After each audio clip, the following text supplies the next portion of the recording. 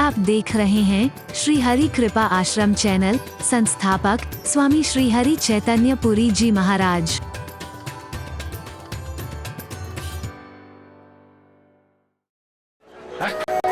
क्या है जोकर को देखो आप, या आजकल जो चुटकुले फुटकुले सुना करके अश्लीलता पर ऐसे ऐसे हंसेंगे, लेकिन मंच से उतरते ही रोना है घर के अभाव का, बच्चों का, उसका परेशानी का, फलाने का। रोते, असली मुस्कुराहट नहीं है। जीवन में खुशी नहीं है, मुस्कुराहट नहीं है, मस्ती नहीं है, सुरूर नहीं है। और किसी शायर ने कहा था, जिंदगी जिंदा दिली का नाम है, मुर्दा दिल क्या खाक जिया करते हैं। जीना भी बहुत बड़ी कला है, इसे आर्ट बहुत बड़ी कला है। जिंदगी बोझ बनी हुई है, ढो रहे हो जैसे तैसे, रिश्ते नासे भी ढोए जा रहे हैं, प्यार नहीं है, लगाव नहीं है, संबंध नहीं, गले पड़े ढोल बज रहे हैं 90% से ज्यादा। शायद अगर और किसी राष्ट्र में होते तो कब की पार्टनरशिप समझ करके खत्म हो गई होती। अरे बोल, हाँ, दिखावा, नाटक है, असली मुस्कुराहट नहीं। आप में से कितनों को आता है मुस्कुराना, बताओ जरा। चैलेंज है मेरा, नहीं आता है मुस्कुराना। तभी तो योगा को पहले धंधा बनाया और अब एक नया योगा जोड़ दिया, हास्य योगा। अल्लाह भैया, ये कौन से योग शास्त्र में लिखा है? मैंने तो नहीं पढ़ा। सत्संग तुम्हें वो राह दिखाएगा, नकली ठाके नहीं, अंदर से मुस्कुराहट आएगी। नहीं आता है मुस्कुराना, तुम्हें नहीं आता है। क्षमा चाहते हुए कहूंगा, एक व्यक्ति खड़ा होकर के कहे मुझे मुस्कुराना आता है, नहीं आता है। अगर तुम्हें मुस्कुराना आता, एक सेकंड के लिए फोटो खिंचा रहे थे, उसमें भी सामने वाले को स्माइल प्लीज। यार एक सेकंड लगना है फोटो खींचने में, अरे बोल ना, कितनी देर फोटो खींचने में कितनी देर लगेगी? उसमें भी क्या कहना पड़ता है? अगर तुम्हारी प्यारी सी मुस्की होती तो काहे को कहता स्माइल प्लीज। मियां रोते क्यों? बोलो सूरत ही ऐसी है। फिर कहेंगे हमारी फोटो अच्छी नहीं आई, अभी जैसी बनाओगे वैसी तो आएगी ना। अरे बोलना, जो से बोलना है?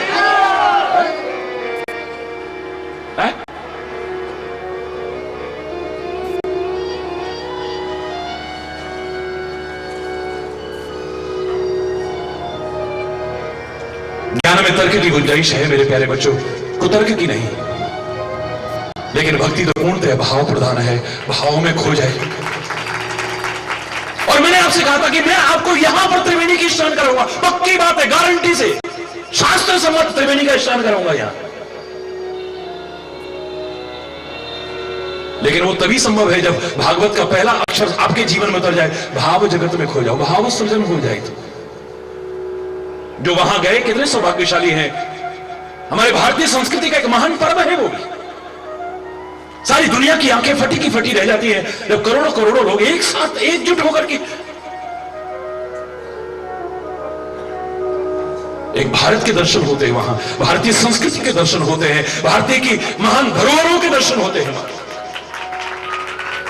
लेकिन जो नहीं जा पाए हो, अपने आप को दुर्भाग्यशाली मत मानना, किसी मजबूरी से, किसी वजह से। और कम से कम आप लोग तो मत मानना, मैं चैलेंज करके कह रहा हूं, वहां जाने वालों को फल मिलेगा नहीं मिलेगा, कितना मिलेगा, कब मिलेगा, कोई गारंटी नहीं। लेकिन यहां पर अगर आपने एक डुबकी लगा दी, हाथों हाथ आपको फल मिलेगा। यहीं पर आपके मुंह से कहलवा सकता हूं, हाँ हमें फल मिला है। कोई नाटक वाली कथा नहीं है, कोई कोरी कथा नहीं है। लेकिन भाव आना चाहिए पहले, तब तक भागवत। मैंने आपसे कल क्या कहा था, एक बात बताइए आप। एक नया प्रश्न था मेरा, मेडिकल साइंस की भी बहुत जानकारी रखता हूं मैं भी, अभिमान से नहीं कह रहा, बहुत जानकारी। और कम से कम कितने हजार तो मेरे बच्चे जो डॉक्टर्स बन गए हैं, वो लगातार सेवा में, हर हफ्ते एक दिन निःशुल्क, जहां भी हैं भारतवर्ष में या विदेशों में भी निःशुल्क सेवा करते हैं महाराज जी के नाम पर। एक नहीं, कितने हजार लोग। अगर महाराज जी पर आप गर्व का अनुभव करते हैं तो जो अच्छा जीवन जीते हैं, समाज सेवा के काम करते हैं, राष्ट्रीयता का जगह, ऐसे बच्चों पर महाराज जी भी गर्व का अनुभव करते हैं।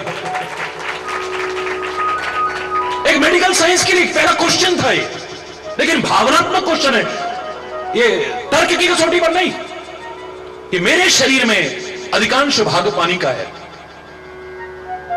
अगर सीधे सीधे देखें तो एक बच्चे के शरीर में मोर देन 80% पानी होता है। एक बालिग व्यक्ति की, अगर एडल्ट व्यक्ति के देखें तो मोर देन 60% पानी होता है बॉडी का, वेट का जितना आपका है उसका, ये तो साइंस कहती है। मोर देन 60% आपके शरीर में पानी है और खून तो बहुत कम है, 5 to 6 लीटर्स ओनली। 5 से 6 लीटर खून होता है आपके शरीर में। शरीर में पानी ज्यादा है, खून कम है, लेकिन शरीर को जब चोट लगती है तो खून क्यों निकलता है? और दिल में तो खून ही खून है, और दिल को जब कोई चोट लगती है तो पानी पानी क्यों निकलता है? सोचो ना जरा। ये तो पंपिंग स्टेशन है, पंपिंग स्टेशन।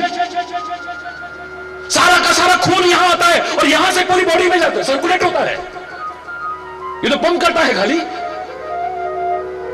हालांकि खून को भी अगर सुखाया जाए उसमें भी पानी की मात्रा हो, लेकिन जब हम खून की चर्चा कर रहे हैं 5 to 6 लीटर्स, तो ओनली खून ही खून है यहां।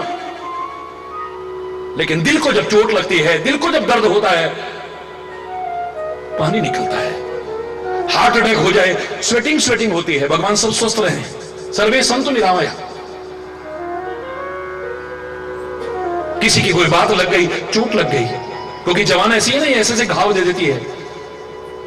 मैंने आपको कहा था ये भी मेडिकल साइंस का चमत्कार है कि मेरी बॉडी का एकमात्र अंग ऐसा है, जीभ, जिसका घाव सबसे पहले बढ़ता है। आपको कोई मेडिसिन नहीं लगानी पड़ती है। चोट भी लग गई है तो आप बच्चों के क्या डाल देते हो, जरा सा शक्कर डाल दी या ये डाल दिया, वो घाव अपने आप, जीभ का घाव अपने आप बढ़ता है। सबसे जल्दी घाव अगर बढ़ता है तो जीभ का घाव बढ़ता है, लेकिन जीभ का दिया हुआ घाव कभी नहीं बढ़ता है। ये जीभ जो घाव दे देती है कभी नहीं बढ़ता है, याद रखें। सोच करके बोला करो हम क्या बोल रहे हैं। हमारे बोलने का परिणाम मैं तो बोल करके चला जाऊंगा। परमात्मा ने आखिर मेरे कान भी 2 बनाए, आंखें भी 2 बनाई, नासिका के छिद्र भी 2 रखे, हाथ भी 2, पैर भी 2, छाती के 2 भाग किए, हार्ट के भी 2 भाग किए। किडनी एक होती मैं जिंदा रह सकता था, वो भी 2 बना दी। क्यों? पर जीभ एक रखी। जीभ के भी 2 हिस्से किए हैं, पर जहरीले लोगों के किए हैं। सर्प इत्यादि जितने रेप्टाइल्स हैं जहरीले जीव, उनकी जीभ के 2 हिस्से हैं। उनके जीभ के 2 हिस्से वो जहर उगलते हैं। तेरी जीभ के 2 हिस्से, तू जहर क्यों उगलने की कोशिश कर? अमृत बरसा इससे। आखिर जीभ एक क्यों रखी है? बहुत महत्व है। एक कल्ली 1.25 लाख है। हमारे सिख भाई कहते हैं कल्ला ही 1.25 लाख, ये अकेली बहुत है। ये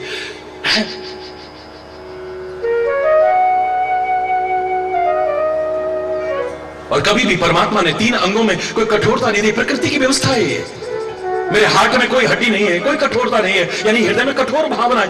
भाव जागे, कठोरता ना है इसके अंदर। भाव नहीं आएंगे तो ये बरस नहीं सकता है। एक भाव ही तो था। किसी ने रोते हुए कहा,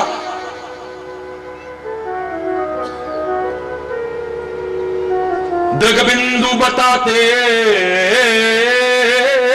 हैं कि घनश्याम है दिल में। दृगबिंदु बताते हैं कि घनश्याम है दिल में। यहां घनश्याम न होते तो ये बरसात न होती। घनश्याम माने काले काले बादल, घनश्याम माने परमात्मा, वो न होता आंसू न बरसते। ये घनश्याम है तभी तो बरस रहा है। ये चमत्कार का एक भाव का ही तो है। दिल में अगर कठोरता होगी, पत्थर दिल हो जाएगा, नहीं बरस सकता है कभी भी। परमात्मा ने प्राकृतिक व्यवस्था की है। दिल में कोई हड्डी नहीं है, यानी कठोरता ना आए। जीभ में कोई हड्डी नहीं है, यानी जबान में कठोरता, जोर से बोलो, मस्तिष्क कोशिकाओं का बना हुआ है, एक भी हड्डी नहीं है, एक भी हड्डी नहीं है। पूरे मस्तिष्क है कठोर। दृढ़ चिंतन आपका आए, दृढ़ चिंतन आए, आपका दृढ़ता है आपके अंदर, बिल्कुल ठीक है, लेकिन कठोरता नहीं है इसके अंदर।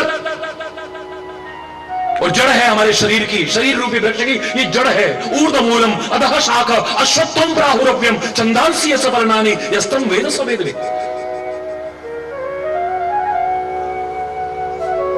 इसलिए ऑपरेशन करने से पहले बड़े से बड़े डॉक्टर भी सोचते हैं, बड़े बड़े सर्जन भी सोचते हैं, जरा सा भी इधर से उधर हो गया, कोई ना कोई अंग खत्म हो जाएगा आपका। आंखें जा सकती है, जबान जा सकती है, हाथ पैर जा सकते हैं, कुछ भी जा सकता है, जाल बिछा हुआ है, लेकिन कठोरता नहीं।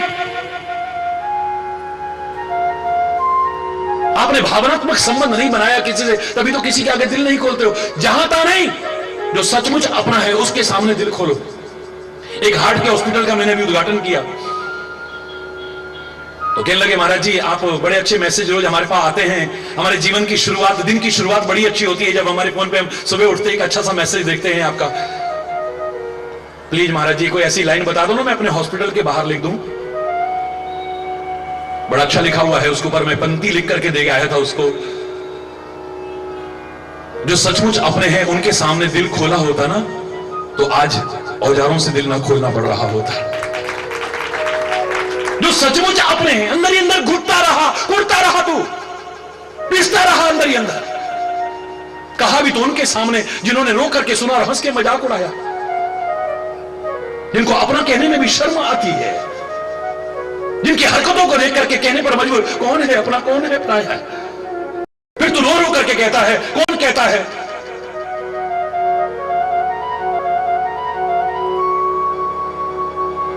तुम तो कांटों से बच करके चला करते हो, हमने तो फूलों से जख्म खाया है।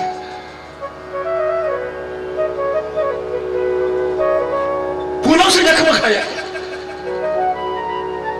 अपने बनकर के भी जड़े काटने वाले नहीं, नहीं, नहीं। जो सचमुच अपना है, अगर उसके सामने दिल खोला होता, आज औजारों से दिल ना खोलना पड़ रहा होता। भाव का मूल केंद्र बिंदु है, भागवत का पहला अक्षर जहां से शुरू होता है, भाव आपके अंदर पैदा हो। नहीं नहीं, भाव हरि चैतन्य कहां से बोलता है, मैंने को पढ़ता है। 30 वर्ष से मैंने प्रतिज्ञा की, जबकि स्वाध्याय मेरा प्रमुख एक चाव था, लेकिन 30 वर्षों से जब से मैं बोल रहा हूं, भारत पदयात्रा के दौरान से लेकर के अभी तक विश्व के 200 देश मुझे सुनते हैं, ईश्वर की कृपा से। बड़े बड़े विद्वान आकर के सुनते हैं, ईश्वर की कृपा से। पढ़ता नहीं हूं, उसका स्मरण करके बोलना शुरू करता हूं, नए नए भाव अपने आप आते हैं, नए नए भाव आते हैं, नए नए भाव। खुद कई बार लगता है बाद में सुनने के बाद, क्योंकि मैं सुबह 4:20 से 5:20 श्रद्धा पर मैं खुद भी सुनता हूं, 5:10 पे साधना पर मैं भी सुनता हूं, 5:40 से फिर आपके मंगल कलश में आता है मैं भी सुनता हूं, 6:30 बजे वरदान चैनल पर आता है मैं भी सुनता हूं, फिर ईश्वर चैनल पर आता है, रात्रि को 11:40 पर भी सुनता हूं। दिन भर की भागदौड़ के बावजूद 12:15 12:30 से पहले विश्राम नहीं करता और सुबह 2:45 बजे उठकर के खड़ा हो जाता हूं। 30 वर्ष से आप देख रहे हैं, मेरी सामर्थ्य नहीं, उसकी कृपा है। हरि बोल। भाव आएंगे, नए नए भाव आपके अंदर आएंगे, और जब भाव आता है ना, ये प्रवाह रुक नहीं सकता है। आप मम गुण गावत पुलक शरीरा, मन गुण पुलक शरीरा, गद गद कंठ नयन नीरा, गद गद कंठ नयन नीरा, मन गुण गावत पुलक शरीरा, मन गुण गावत पुलक शरीर। परमात्मा कह रहे हैं, मेरे गुणानुवाद करते करते पुलकावली हो जाए, रोमांच हो जाए, रोंगटे खड़े हो जाए, आंखों से सहसा जल बरस उठे, पत्थर दिल ना रहे वो सींच जाए तेरा किसी दुखी को देखकर। परमात्मा के प्यार में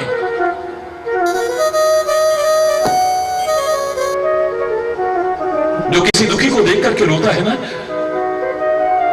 यथा सामर्थ्य मदद करने की कोशिश करता है ना, या उसकी याद में जो रोता है, दुख में नहीं रोना पड़ता, दावे से कह रहा हूं। वरना तो जो पैदा होते क्वाएं क्वाएं शुरू हुई, आखिर तक रोते रोते निकल गए। हरि बोलना, कभी कोई रोना, कभी कोई रोना, हंसना आता ही नहीं, मुस्कुराना आता ही नहीं है। हरि बोल है।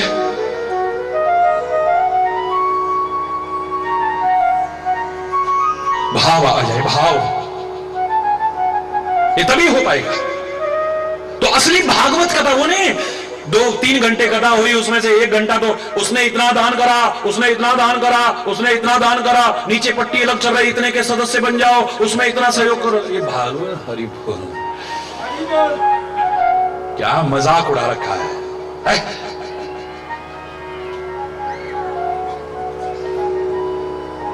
हरि बोल।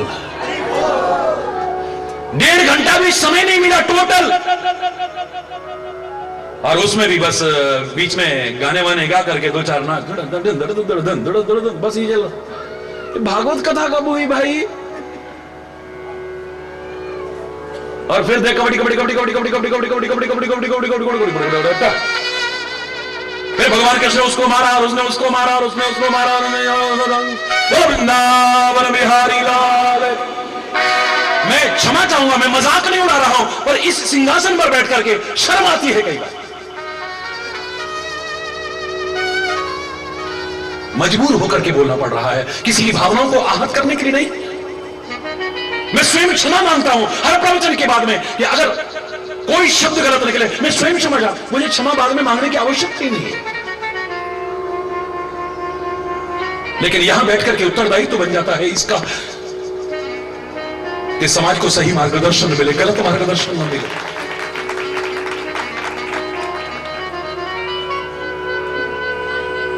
भागवत वहीं से पूर्ण होगी जहां पहला अक्षर अभी हुआ नहीं, भाव में खोई नहीं, हम खो जाए, होश भी ना रहे, न सुनाने वाले को रहे न सुनने वाले को रहे। कब समय निकल गया पता ही नहीं है। 7 दिन बाद तक्षक के काटने पर मृत्यु होगी। परीक्षित को पता लगा, अब मौज मस्ती, जिसको पता है 7 दिन बाद मौत होने वाली, मौज मस्ती सूझेगी उसे, विषय भोग सूझेंगे उसे, वासनाएं सूझेंगी उसे, लालच सूझेगा उसे।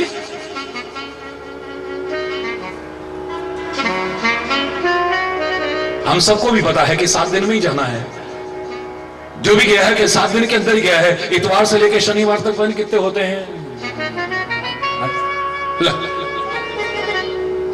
और फिर 7 दिन तो बहुत दूर की बात है। क्षण भंगुर जीवन की कलिका,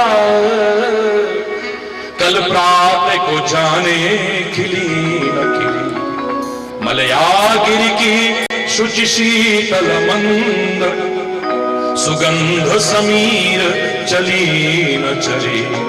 कलिकाल कुठार लिए फिरता, तन नम्र है चोट झली न झली। भजले हरि नाम हरि रसना, फिर अंत समय को हिली न हिली।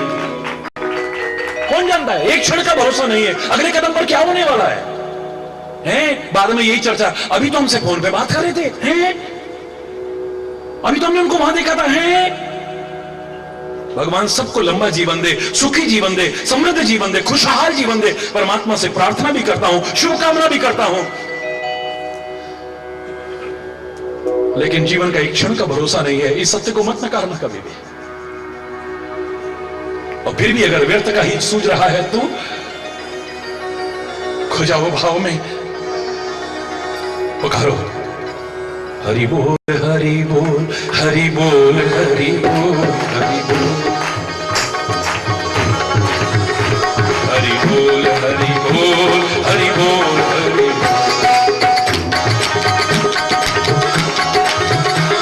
हरि बोल हरि हरि बोल हरि बोल हरि बोल हरि बोल हरि बोल हरि बोल हरि बोल हरि बोल हरि बोल हरि बोल हरि बोल हरि बोल हरि बोल हरि बोल। हाथ ऊपर, पता भी लग जाएगा जन्म तो नहीं है इनमें। देखो यार, हरि बोल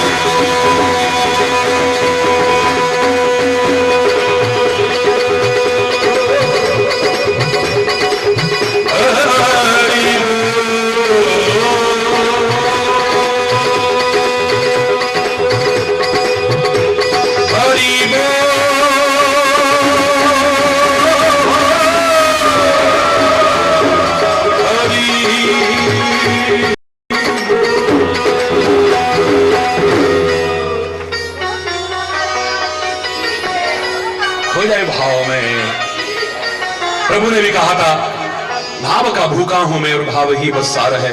भाव से भजे तो भव से बेड़ा पार है। भाव बिन सुनी पुकारों को कभी सुनता नहीं।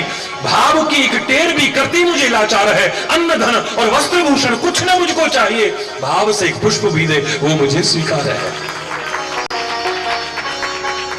भाव अवश्य करुणा, भाव के अधीन है।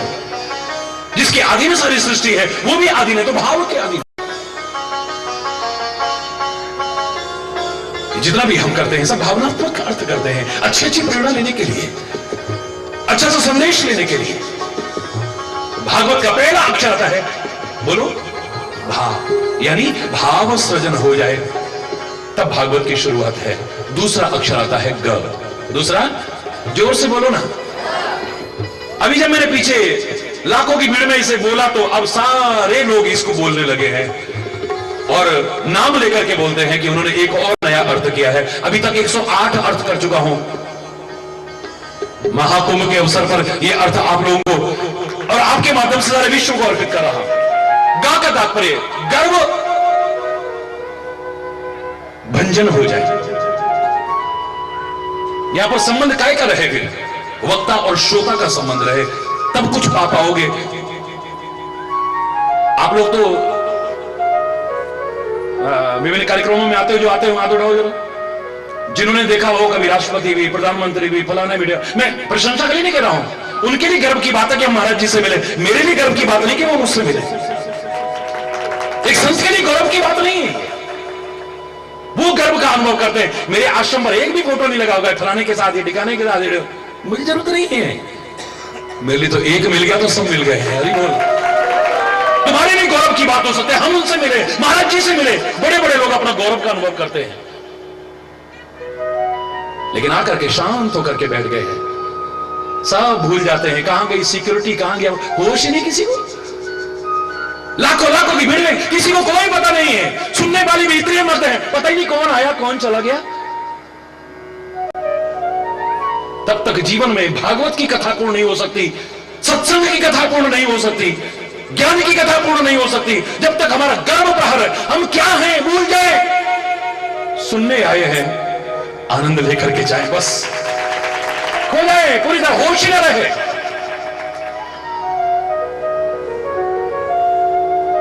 लाली मेरे लाल की जित देखूं तित लाल, लाली देखन में गई मैं भी हो गई, लालो लाल हो गई मैं।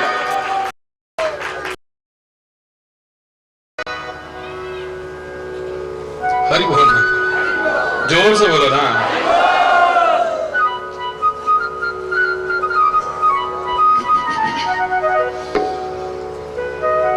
घूंघट के पट खोल रे तोहे पिया मिलेंगे, घूंघट के पट खोल। मेरा मन कर रहा है दो लाइन जरूर बोलूं। खोलो, एक बात सुनिए, ध्यान से सुनना जरा। पानी की कमी हो गई, बर्तन झूठे पड़े हुए हैं, कपड़े झूठे मैले पड़े हुए हैं, घर भी साफ नहीं किया बहुत दिन से, कितने दिन से पानी नहीं आया है, वो लगवाया वो भी खराब हो गया है, वो भी खराब। पीने के लिए जैसे तैसे बाजार से मंगाया वो पीते रहे, बाकी काम कैसे करें। अचानक घनश्याम आ गए उमड़ घुमड़ करके, आहा अब हो जाएगा काम। बड़े तेज काले काले बादल आए, आहा अब तो वाले का पानी की नहाने के लिए, कपड़े धोने के लिए, झाड़ू पोछे के लिए तो जुगाड़ हो गया।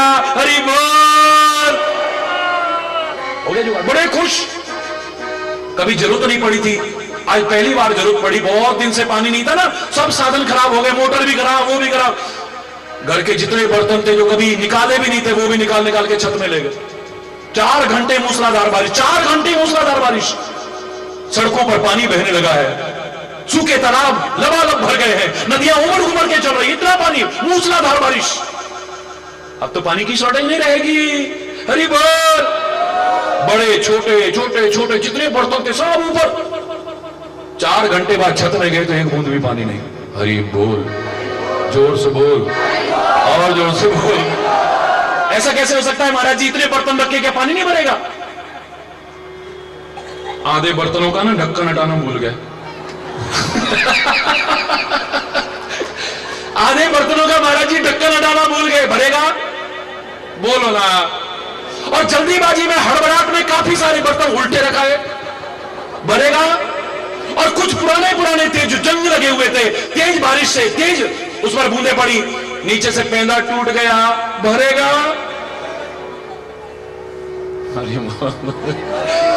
घूंघट के पट खोल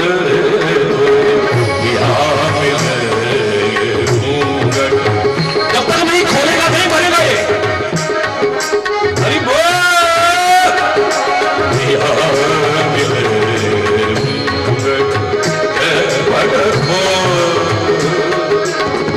घट घट में तेरा स्वामी बसत है, घट घट में तेरा स्वामी।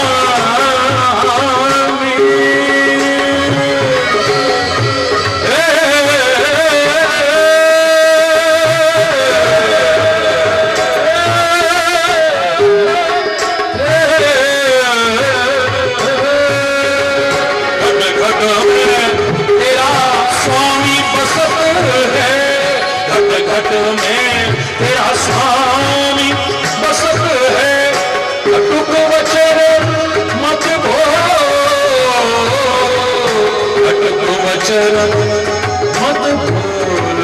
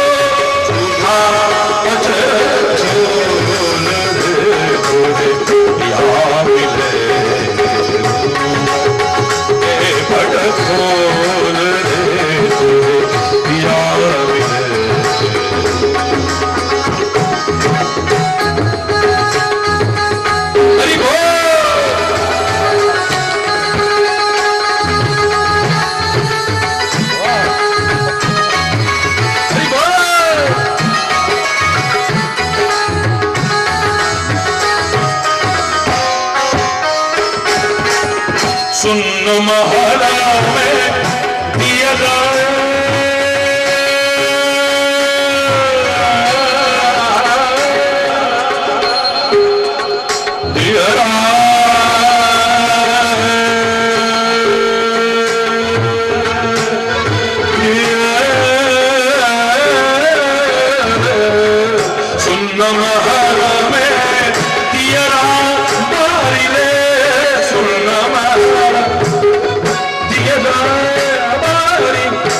आसन सो मत डोल रे, तुझे प्यार आसन सो मत डोल रे, तुझे बोलो ना सारे बोलो। घूंघट के पट खोल रे, तुझे प्यार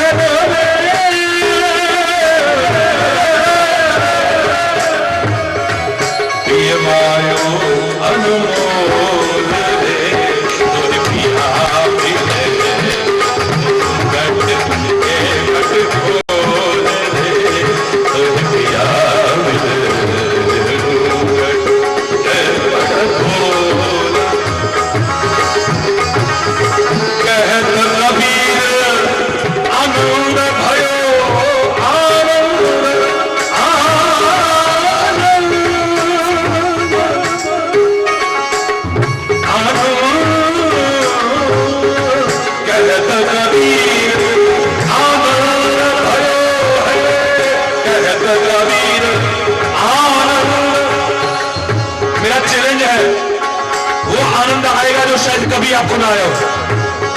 यहां पर कोई मनोरंजन नहीं।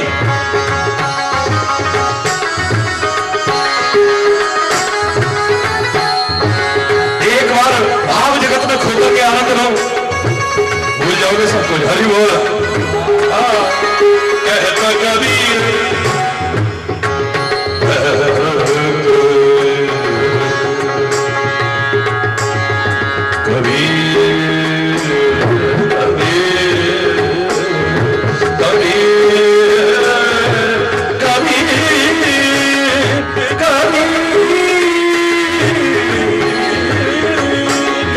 कबीर आनंद भयो,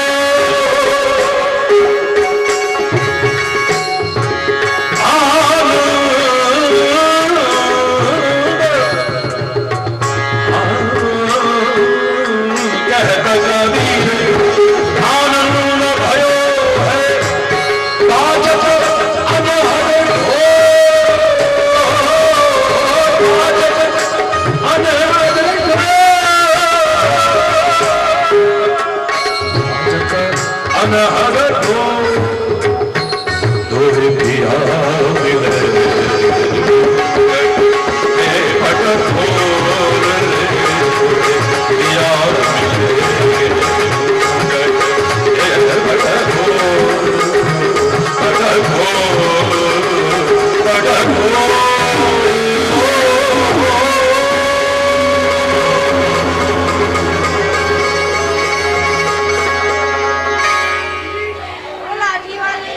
हरि बोल। एक बार खोल के देख तो सही, इसमें भरेगा कैसे भाई? है? जो मैंने कल कहा था, सागर में तो अथाह जलराशि है और कोई खाली देख करके आनंद ले रहा है, कोई खाली फोटो खींच करके आनंद ले रहा है, कोई थोड़ा आगे जाकर के थोड़ा सा कपड़े ऊपर उठाए, बस इतना इतना भीज करके आनंद ले रहा है, कोई स्नान करके आनंद ले रहा है, कोई सैर करके उसके अंदर आनंद ले रहा है, कोई खाली मछलियां पकड़ के बड़ा खुश है, कोई अनमोल रत्न लेकर के आनंद ले रहा है। सब कुछ है यहां, तुम क्या लेते हो? हरि चैतन्य के पास क्या और कितना है महत्वपूर्ण है, पर उतना नहीं। संतों महापुरुषों के पास क्या और कितना है इतना महत्वपूर्ण नहीं है। वेद पुराण रामायण गीता भागवत कुरान बाइबल गुरु ग्रंथ में क्या और कितना है इतना महत्वपूर्ण नहीं, पर तुम कहां से क्या और कितना ले सकते हो ये ज्यादा महत्वपूर्ण है। इट डिपेंड्स ऑन यू, क्या ले सकते हो, कितना ले सकते हो तुम। लेकिन तभी ले पाओगे जब गर्व खत्म हो जाएगा। है हमको किसके बगल में बिठा दिया, क्या करोगे तुम? सुनोगे? हम तो वहां गए, हमको किसी ने पूछा ही नहीं, सुनोगे तुम? हरि बोलना। मैं वो हूं, सुनोगे तुम? भागवत की कथा शुरुआत भाव से होती है, लेकिन जब तक गर्व खत्म नहीं होगा सुनाने वाले का भी और सुनने वाले का, भागवत कथा नहीं हो सकती। मैंने बड़ी बड़ी कथाएं की हैं, बड़ी बड़ी मैंने बड़ी बड़ी कथाएं करवाई है और मैंने बड़ी बड़ी कथा सुनी है, बस अभिमान पालते रहना, बाकी तो ठन ठन पाल बदन गोपाल। हरि बोल। झोली में कुछ नहीं है, खाली की खाली है। कितना भी अभिमान पालते रहे, हमने ये कथा कराई वो कथा कराई, इतना लाखों, लेकिन मैं तो बच्चों के प्यार को श्रेय दिए बिना नहीं रहूंगा, क्योंकि ये पैसे के बल पर नहीं, आपके प्यार और भावनाओं के बल पर महाराज जी आए हैं और आपने वो करके दिखाया जो बड़ी बड़ी कथाएं करके नहीं कर सकते। क्या बात, आप ही कह रहे थे, लोग कहते हाय तुम कैसे बुला रहे हैं महाराज जी को यहां, कितने वर्ष से प्रयास कर रहे थे। ये मेरी एक मजबूरी है कि कई वर्ष के कार्यक्रम पहले बन जाते हैं, बाकी प्यार और भावना से जहां बुलाए, महाराज जी वहां आ सकते हैं, वहां महाराज जी की कोई हिम्मत नहीं आ सके और जा सके, पर तुम्हारे प्यार और भावना में वो ताकत है जो नंगे पैर भी बुला सके, और तुमने दिखा दिया है बुलाकर।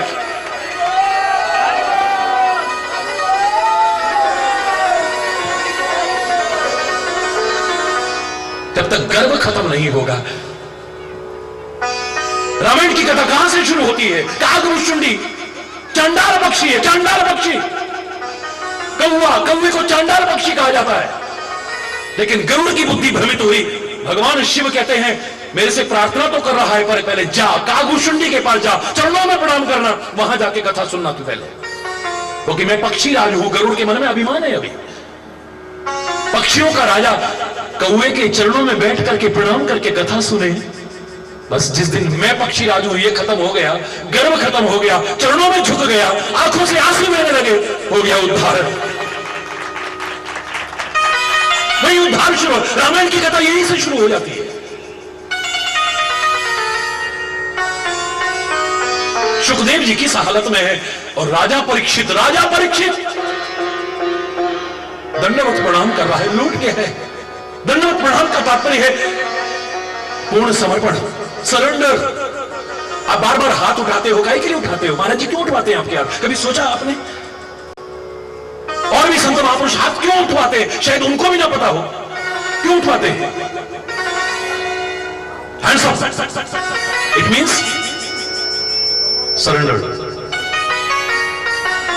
वहां लोग गुंडों के सामने करते हैं, लुच्चों लफंगों के सामने करते हैं, बदमाशों के सामने करते हैं, बंदूक की नाल रखने पर, पिस्टल लेने पर, चाकू की नोक लगाने पर। लेकिन यहां हम गुंडों, लफंगों, लुच्चों के सामने नहीं, बदमाशों के सामने नहीं, हम तो सदगुरु और परमात्मा के सामने समर्पण कर रहे हैं। शायर ने कहा भी है, सरेंडर कर दिया है, अब जीता रखे तू हमको या धड़ से सर उतारे, अब फकीरे आशिक कहता है यूं पुकारे, राजी हैं हम उसी में जिसमें तेरी रजा है, यहां यूं भी वाहवा है, यहां हूं भी वाहवा। सरेंडर कर दिया है। दूसरा, मैंने एक और नया अर्थ बताया था, अगर आपने सुना हो, परमात्मा ने हमारे पांव जमीन पर रखे हैं, इन्हें पैर जमीन पर ही रहने देना।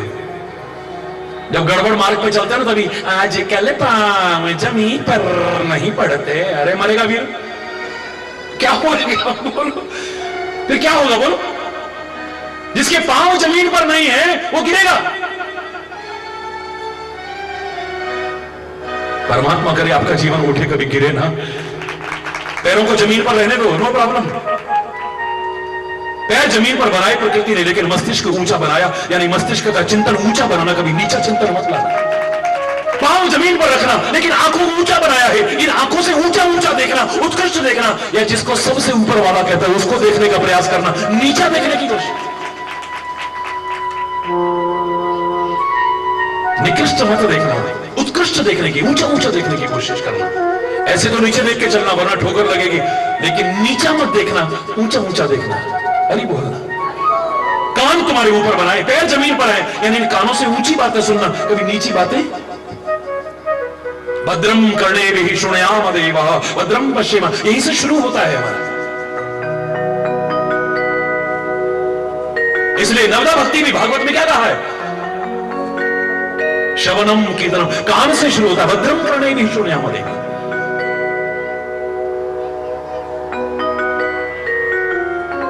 परमात्मा ने पैर तुम्हारे जमीन पर रखे हैं, लेकिन कान ऊंचे हैं, ऊंची बातें सुनना, कभी नीची बातें मत सुनना। और वो तभी होगा जब अच्छी संगति में, बुरी संगति में बैठ करके ऊंची नहीं नीची बातें ही सुनोगे। परमात्मा ने पैर जमीन पर रखे हो, लेकिन हाथ तो ऊंचे बनाए हैं ना। और हरि चैतन्य जैसे आकर के और बार बार और ऊंचे करवाते हैं, इन हाथों से ऊंचे ऊंचे कर्म करना, कभी नीचे कर्म मत करना। परमात्मा ने पांव तुम्हारे जमीन पर रखे, लेकिन जबान ऊंची बनाई है, यानी जबान से ऊंची बातें, चिल्ला करके नहीं, लेकिन ऊंची ऊंची उत्कृष्ट बातें बोलना, कभी नीची बातें मत बोलना। हृदय तुम्हारा ऊंचा बनाया है, इस हृदय में ऊंचे भाव लाना, कभी नीचे भाव लाने की कोशिश मत करना।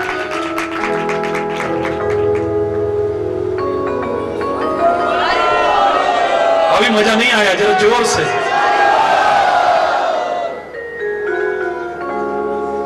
आत्मसमर्पण कर दिया, चरणों में साष्टांग दंडवत प्रणाम। महाराज, मैं अपनी मृत्यु को संवारना चाहता हूं। जीवन आपका सफल है या नहीं? अभी एक कॉलेज में मेरा लेक्चर था, कुछ बच्चे आए, महाराज जी बड़ा मजा आया, पहली बार सुनकर के बहुत मजा आया है। आज हम हिम्मत हार चुके थे, अब हिम्मत आई है हमारे अंदर, क्योंकि मेरे को समय मिलता है, मैं यूनिवर्सिटीज में, कॉलेजेस में मेरे लेक्चर जरूर होते हैं प्रवचन के साथ साथ, जहां भी जाता हूं। तो कुछ बच्चे आए, बोले महाराज जी एक वाक्य में बताइए, हमारा जीवन हम कब समझे कि सफल रहा? टाइम कम था, गाड़ी में बैठ रहा था, चलते चलते मैंने इतना ही कहा उससे, मैंने कहा जब तेरे सिग्नेचर ऑटोग्राफ बन जाए समझ लेना कि तेरा जीवन सफलता हासिल कर रही। जब तेरे सिग्नेचर ऑटोग्राफ बन जाए तो जहां तहां साइन करता है क्या वैल्यू है। लेकिन लोग पागल हो उठे हैं, जैसे हरि चैतन्य के पास आते हैं, ऑटोग्राफ प्लीज, लोग संभाल करके रखते हैं। क्यों? इट मींस आपने कुछ पाया है जो आपके हस्ताक्षरों को संजो करके लोग लेमिनेट करा करके और फ्रेम करा करके रखते हैं। हरि बोल हो रहा।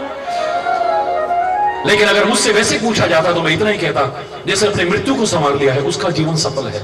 जब तुम पैदा हुए थे एकमात्र तुम रो रहे थे, बाकी सब हंस रहे थे, खुशियां मना रहे थे, लड्डू बांट रहे थे, बधाइयां गा रहे थे, नाच रहे थे। लेकिन जब तुम जाओ, तुम हंसते हुए जाओ और सब रो रहे हो, समझ लेना जीवन सफल हो गया। हरि चैतन्य पैदा हुए जग में जब, रो रहे थे तुम ही, बाकी खुश थे सभी। ऐसा कर जाए हंसता हूं रोते सभी, वो ही जिंदा जो ऐसा कुछ कर जाता है।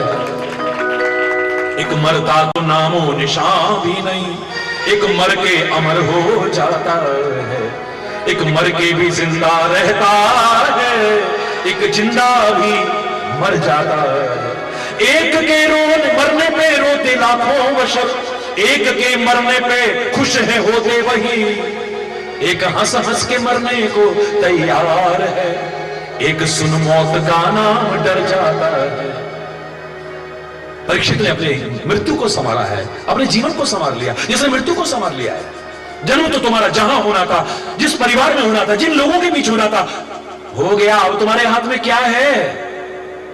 अब तुम कर सकते हो तो जन्म के साथ मृत्यु अवश्य भावी, तेरी नहीं, जिसका जन्म हुआ है इस शरीर की। इसको संभाल लेना, धन्य धन्य हो जाएगा जीवन। लेकिन वो तभी होगा जब गर्व प्रहारी, जो हमारे गर्व को खत्म ना कर पाए, अहंकार को खत्म ना कर पाए, भागवत कथा नहीं हो सकती है।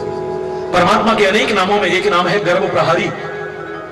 अपने भक्तों के हित के लिए वो कभी गर्व नहीं रहने देता है। चाहे वो नारद के मन में आया हो, चाहे गरुड़ के मन में आया हो, चाहे उसके मन में आया हो, चाहे उसके मन में आया हो, नहीं रहने दिया। इतिहास साक्षी है। इसलिए भागवत की, रामायण की, गुरु ग्रंथ की, कुरान की, बाइबल की, जिसके प्रति श्रद्धा है, ये सब इसलिए सुनाई जाती है आपके अंदर भाव भी पैदा हो अपने वतन के लिए, अपने माँ बाप के लिए, अपने गुरुजनों के लिए, अपनी संस्कृति के लिए, अपने तिरंगे के लिए, परमात्मा के लिए, और आपका गर्व खत्म हो जाए, वही आनंद आ जाए। अगर गर्व खत्म ना हुआ, कथा ना सुना सकते हो, ना सुन सकते हो। बस सज धज के बैठेंगे, जुल्फे लहराते हुए, बस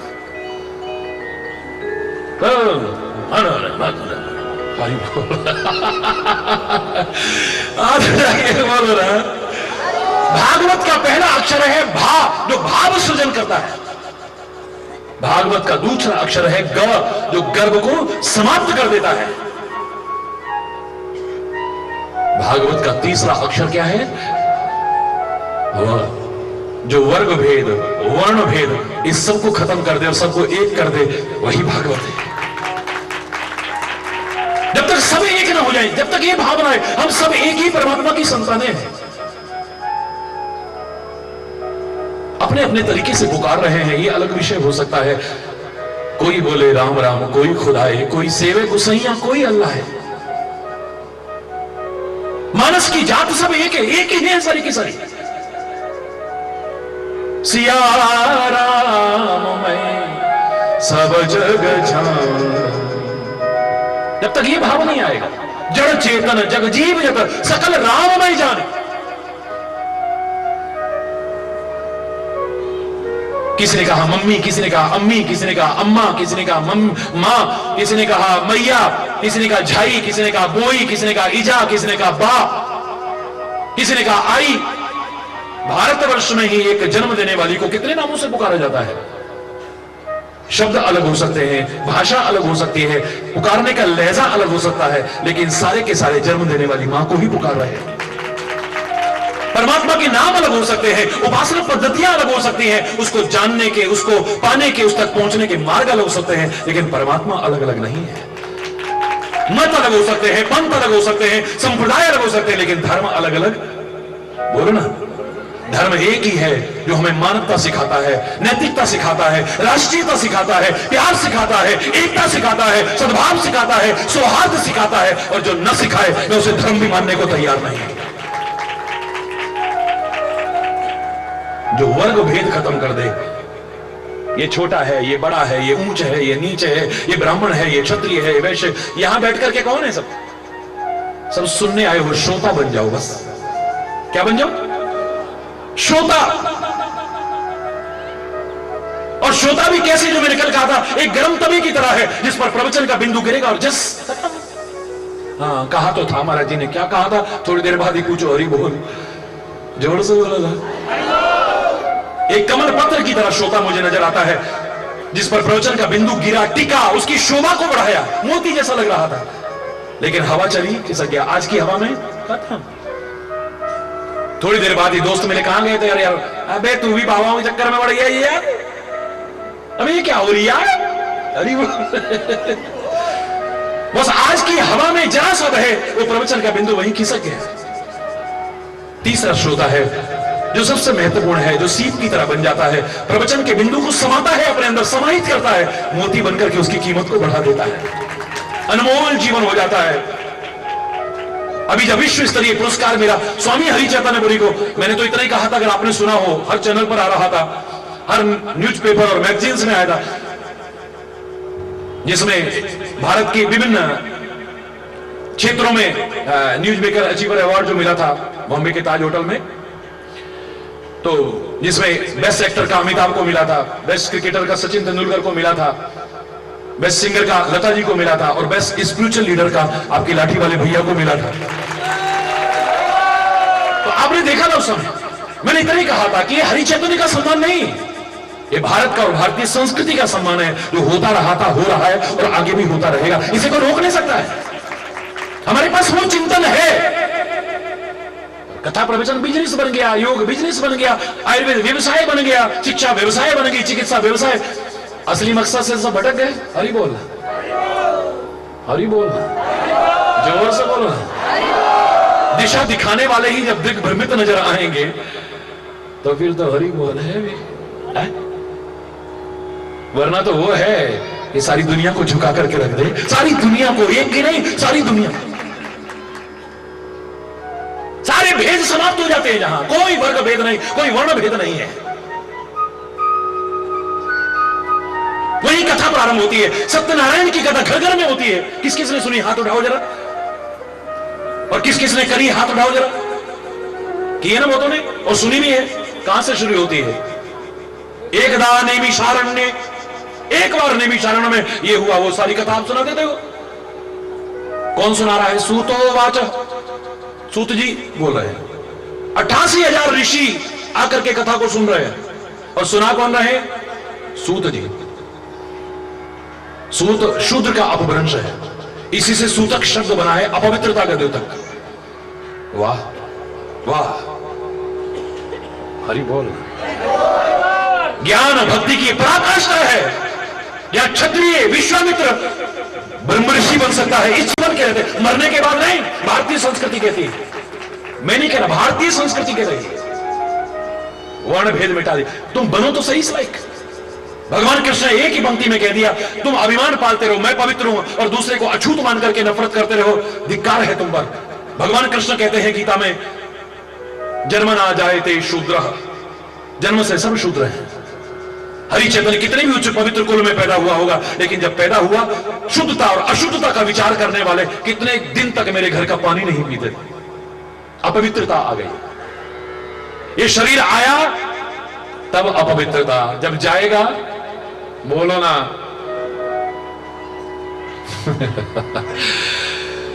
पैदा होते ही चाहे कोई कितना भी अभिमान करे, उसके घर में अपवित्रता आ गई। जब शरीर जाएगा तब भी अपवित्रता आ जाएगी। बीच का समय है, ऐसा जीवन बनाओ कि तुम स्वयं पवित्र हो जाओ और औरों को पवित्र करने लायक बनो, तब मजा है।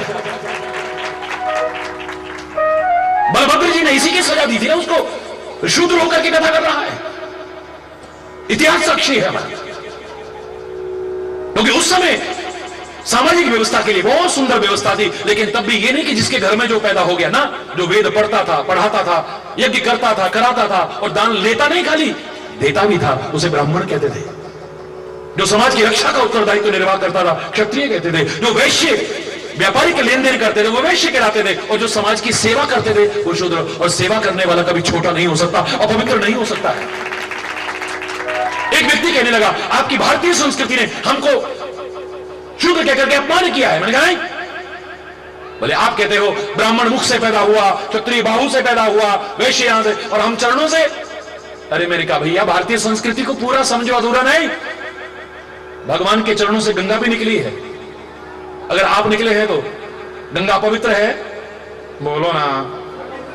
अरे खुद पवित्र, औरों को पवित्र करने वाला। अब तू अपना कैसा जीवन बनाता है, डिपेंड्स ऑन यू। चाहे तू कोई भी क्यों ना हो, उन्हीं चरणों से तो निकला है। भारतीय संस्कृति किसी को हे नहीं मान सकती है, किसी को अछूत नहीं मान सकती, किसी का अपमान नहीं कर सकती कभी। वो तो कह रही है कि तुम जन्म के रहते, मरने के बाद नहीं, अपने जीवन में बहुत ऊंचा परिवर्तन ला सकते हो। राज ऋषि से ब्रह्म ऋषि बनने का और क्या इतिहास हो सकता है? 88,000 ऋषि सूत जी की कथा सुनने आए, ये क्या इतिहास हो सकता है? यहां जन्म से नहीं, व्यक्ति कर्म से महान होता है, यह सिखाने की कोशिश की गई है। और आज के समय में क्या हालत हो चुकी है समाज की, वर्ण व्यवस्था और वर्ग व्यवस्था ने क्या हालत कर दी है, मैं इस पर टिप्पणी नहीं करूंगा। और विवाद, क्योंकि मैंने पहले कहा मेरा काम वाद पैदा करना नहीं, विवाद पैदा करना नहीं, एक मधुर संवाद स्थापित करना है, बस। कोई विवाद नहीं। लेकिन इतना तो मैं निश्चित कह सकता हूं, जो वर्ण भेद और वर्ग भेद खत्म करके सबको एक कर दे, वही भागवत हो सकती है। साहब एक रिश्ता रह गया है, एक वक्ता हो रहा है, और बाकी सब क्या है?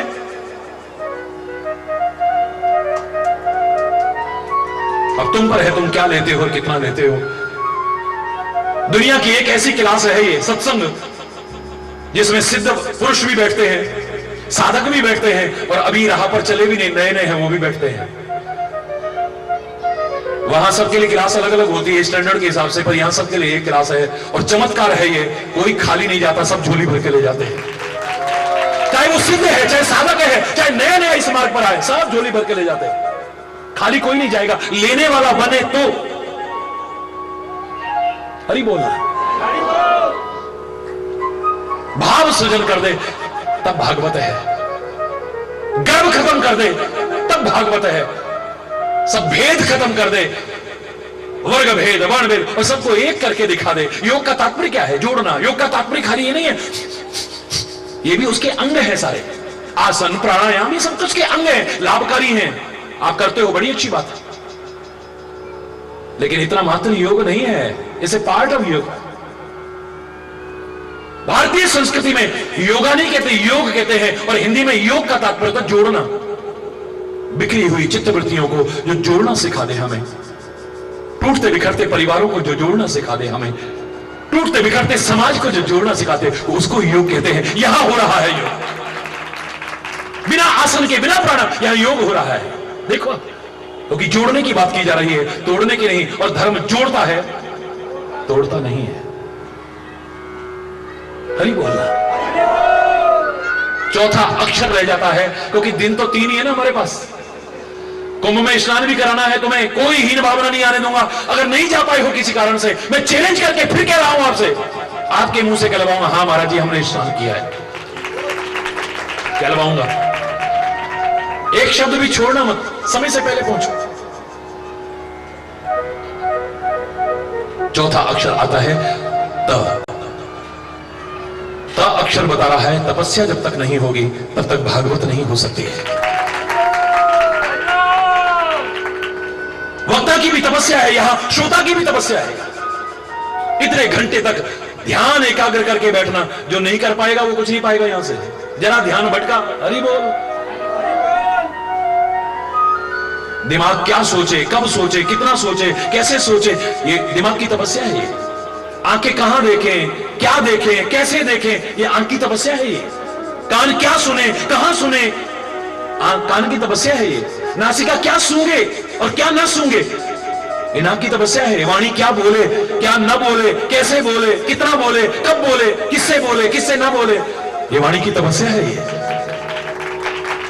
क्या खाएं क्या ना खाएं, ये मुख की तपस्या है। ये इन हाथों से क्या कर्म करें क्या ना करें, ये हाथों की तपस्या है। पैरों से कहां चल के जाएं और कहां चल के ना जाएं, ये पैरों की तपस्या है। हृदय में कैसे भाव आए और कैसे ना आए, ये हृदय की तपस्या है। ये मन मस्तिष्क की तपस्या है। क्या चिंता, हरि चैतन्य की अगर तपस्या नहीं होगी बोल पाएगा? या बैठे बैठे अगर ध्यान कहीं इधर उधर चला गया तो जो मैं बोल रहा हूं वो तो गया, सारे मैं घूमता रहूंगा फिर अपने विषय पर आ जाऊंगा। ये क्या है? मैं अपने आप को तपस्वी नहीं कह रहा हूं, लेकिन कह रहा हूं कि वक्ता जब तक तपस्या नहीं अपनाएगा, आप यूं भी करते रहोगे यूं भी करते रहोगे। पर महाराज जी जो एक आसन पर बैठ गए, या और महापुरुषों को देखेंगे आप 3 घंटे 4 घंटे 5 घंटे 6 घंटे एक आसन पर बैठ गए, हिलते भी नहीं है? ये जरूर हिलता होगा, बाकी ये तो जोर से बोलो ना एक बार। ये तपस्या नहीं है तो क्या है? और यहां आप बैठे हुए हैं, आपकी भी तपस्या है। आंखों की तपस्या भंग हो गई, इधर उधर देखा और ध्यान भटका, खत्म। फिर ठन ठन पाल मदन गोपाल, कान इधर उधर भटके, वो क्या कह रहा है, इतनी देर में यहां से क्या निकल गया पता ही नहीं। अरे बोल, वाणी से कुछ ऐसा बोल दिया जो नहीं बोलना चाहिए था। अब अपना आनंद तो क्या, दूसरे का भी आनंद भंग कर देंगे। क्यों? अरे बोल, ये कौन सा डीओ लगाया इसने?